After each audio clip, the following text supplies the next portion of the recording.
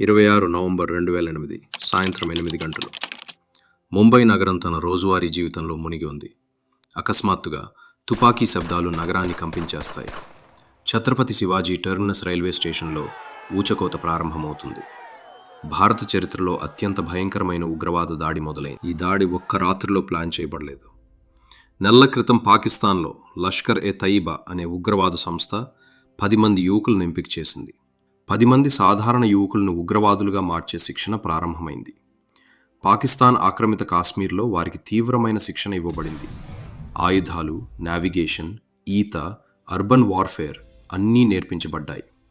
వారి హ్యాండ్లర్లు జాకీ-ఉర్-రెహమాన్ లఖ్వీ, లష్కర్-ఎ-తయిబా యొక్క operations commander, Hafeez Saeed సంస్థ యొక్క సైద్ధాంతిక నాయకుడు. వారు ఈ దాడిని సూక్ష్మంగా ప్లాన్ చేశారు. డేవిడ్ హెడ్లీ అనే అమెరికన్ పాకిస్తానీ అనేకసార్లు ముంబైకి వచ్చి గూఢచర్యం చేశాడు. అతను టార్గెట్ లొకేషన్ ఫోటోలు తీశాడు. హోటల్స్, రైల్వే స్టేషన్, యూదుల కేంద్రం అన్నిటినీ సర్వే చేశాడు. నవంబర్ 22 నుంచి 23 వరకు 2008 10 మంది ఉగ్రవాదులు కరాచీ నౌకాశ్రయం నుండి బయలుదేరారు. వారు సముద్ర మార్గంలో కుబేర్ అనే భారతీయ ఫిషింగ్ బోట్ను హైజాక్ చేశారు. 4 మంది మత్స్యకారులను క్రూరంగా చంపేశారు. నవంబర్ 26 సాయంత్రం వారు ముంబై తీరాన్ని చేరుకున్నారు. కొలాబా ప్రాంతంలో ఇన్ఫ్లేటబుల్ బోట్లో దిగారు. నగరంలో ప్రవేశించిన తర్వాత వారు అనేక గ్రూపులుగా విడిపోయారు. రాత్రి 8 గంటలకు Chhatrapati Shivaji terminus railway station. వేలాది మంది ప్రయాణికులు రైళ్ల కోసం ఎదురు చూస్తున్నారు. కుటుంబాలు, పిల్లలు, వృద్ధులు, విద్యార్థులు అందరూ అక్కడున్నారు. ఆ సమయంలో 2 ఉగ్రవాదులు స్టేషన్లోకి ప్రవేశించారు. అజ్మల్ కసాబ్ మరియు ఇస్మాయిల్ ఖాన్. వారి చేతుల్లో AK-47 రైఫిల్స్ మరియు గ్రెనేడ్స్. వారు నిర్దాక్షిణ్యంగా కాల్పులు ప్రారంభించారు. ప్రజలు పరిగెత్తారు, అరుస్తున్నారు, రక్షణ కోసం చూస్తున్నారు. కానీ తప్పించుకునే దారులు లేవు. ప్లాట్ఫారంలు, వెయిటింగ్ రూమ్స్, బుకింగ్ కౌంటర్లు, ప్రతి చోటా గోళీలు. 90 నిమిషాల పాటు ఈ ఊచకోత కొనసాగింది. 58 మంది ప్రాణాలు కోల్పోయారు. 100 మందికి పైగా గాయపడ్డారు. Police constable Tukaram Omble station దగ్గర డ్యూటీలో ఉన్నారు. నిరాయుధుడైన ఆయన ఖసాబ్ను పట్టుకునే ప్రయత్నం చేశారు. ఖసాబ్ కాల్పులు జరిపాడు. ఓంబ్లే గుండు తిన్నారు, కానీ ఖసాబ్ తుపాకీ బారులను గట్టిగా పట్టుకున్నారు. వారి త్యాగం వల్ల ఖసాబ్ సజీవంగా పట్టుబడ్డాడు. ఓంబ్లే అక్కడే మరణించారు. ఇస్మాయిల్ ఖాన్ పోలీస్ ఎన్కౌంటర్లో చంపబడ్డాడు. ఖసాబ్ మాత్రం సజీవంగా పట్టుబడ్డాడు. ఇది భారత్కు అత్యంత కీలకమైన సాక్ష్యం. CST స్టేషన్లో దాడి జరుగుతున్న అదే సమయంలో ముంబైలోని ఇతర ప్రదేశాల్లో కూడా దాడులు ప్రారంభమయ్యాయి. లియోపోల్డ్ క్యాఫ్ కొలాబా ప్రాంతంలో ఒక ప్రసిద్ధ టూరిస్ట్ రెస్టారెంట్. 2 ఉగ్రవాదులు అక్కడ ప్రవేశించారు. అబ్దుల్ రెహమాన్ ఛోటా మరియు షోయాబ్. వారు క్యాఫ్లో ఉన్న టూరిస్టుల మీద కాల్పులు జరిపారు. 15 నిమిషాల దాడిలో 10 మంది చంపబడ్డారు. 24 మంది గాయపడ్డారు.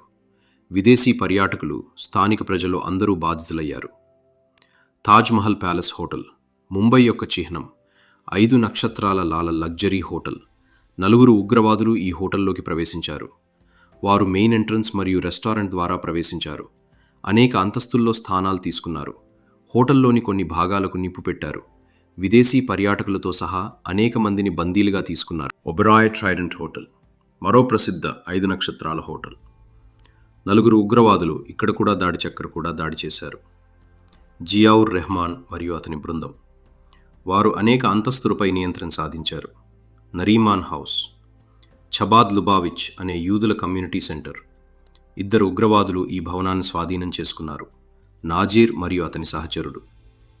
రబ్బీ గవ్రియల్ హోల్ట్స్బెర్గ్ మరియు అతని భార్య రిఫ్కా గర్భవతి అక్కడ ఉన్నారు.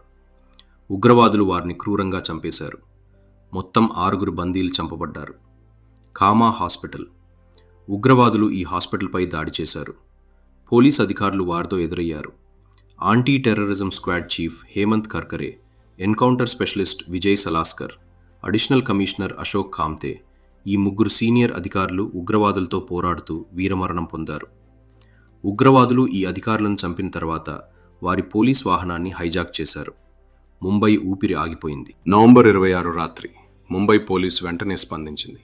కానీ ఉగ్రవాదుల దగ్గర ఆధునిక ఆయుధాలు, అనంతమైన మందుగుండు సామాగ్రి ఉన్నాయి. పోలీస్కి అంత శక్తి లేదు. మెరైన్ కమాండోస్ మార్కోస్ నిలువెల్లా పిలువబడ్డారు. నేషనల్ సెక్యూరిటీ గార్డ్ ఎన్ఎస్జీ కమాండోస్ను ఢిల్లీ నుండి పిలిచారు. కానీ వారు ముంబైకి చేరుకోవడానికి 10 గంటలకు పైగా సమయం పట్టింది. విమాన సమస్యల వల్ల ఆలస్యమైంది. తాజ్ హోటల్లో భయంకరమైన పరిస్థితి. ఉగ్రవాదులు అనేక అంతస్తుల్లో దాగి ఉన్నారు. వందలాది మంది అతిథులు, స్టాఫ్ చిక్కుకుపోయారు. Hotel general manager Karambir Kang rescue ఆపరేషన్ను కోఆర్డినేట్ చేస్తున్నారు. కానీ ఆయన భార్య నీత్ కాంగ్ మరియు 2 కుమారులు సచిన్ మరియు ఉదే హోటల్లో చిక్కుకుపోయారు. మంటల్లో చిక్కుకుపోయారు. కరణ్బీర్ కాంగ్ తన కుటుంబాన్ని కోల్పోతున్నారని తెలిసిన ఇతర అతిథులను రక్షించడం కొనసాగించారు. ఇది నిజమైన వీరత్వం. ఆయన భార్య మరియు కుమారులు మరణించారు. తాజ్ హోటల్ ఉద్యోగి మల్లికా జగద్ 60 మందికి పైగా అతిథులను రక్షించింది. ఆమె వారిని రహస్య నిష్క్రమణ మార్గాల ద్వారా సురక్షితంగా బయటకు తీసుకువచ్చింది. చాలామంది హోటల్ స్టాఫ్ అతిథులను రక్షించడానికి తమ ప్రాణాలను త్యాగం చేశారు. నవంబర్ 27 తెల్లవారుజామున ఎన్ఎస్జీ కమాండోస్ చేరుకున్నారు. వారి నాయకత్వంలో మేజర్ సందీప్ ఉన్నికృష్ణన్ 28 సంవత్సరాల వీరుడు. ఎన్ఎస్జీ తాజ్ హోటల్లో అంతస్తు వారీగా క్లియరెన్స్ ఆపరేషన్ ప్రారంభించింది. ప్రతి గది, ప్రతి కారిడార్ జాగ్రత్తగా తనిఖీ చేయబడుతుంది. ఉగ్రవాదులు ఉన్నతమైన స్ట్రాటజిక్ స్థానాల్లో ఉన్నారు.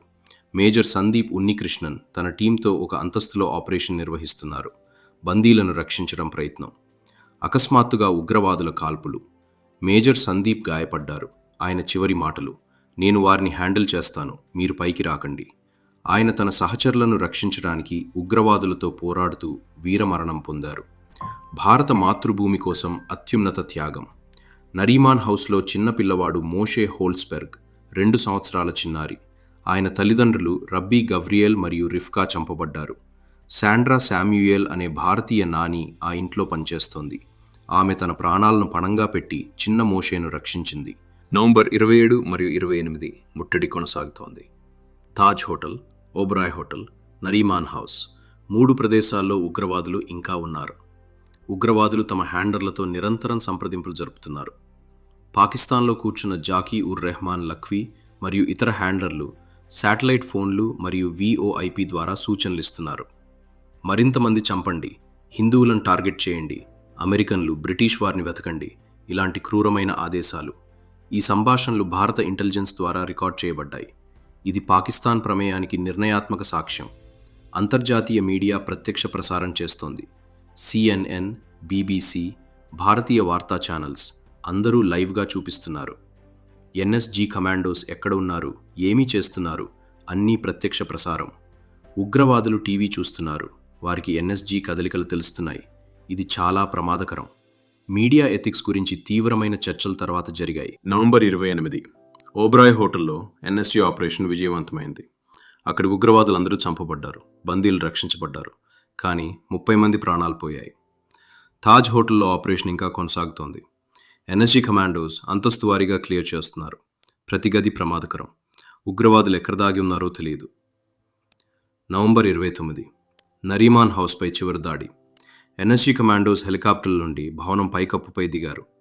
తీవ్రమైన పోరాటం తర్వాత 2 ఉగ్రవాదులు చంపబడ్డారు. తాజ్ హోటల్లో చివరి ఉగ్రవాదులు కూడా చంపబడ్డారు. నవంబర్ 29 ఉదయం తాజ్ హోటల్ డోమ్పై భారత జాతీయ జెండా ఎగురవేయబడింది. 60 గంటల ఆపరేషన్ ముగిసింది.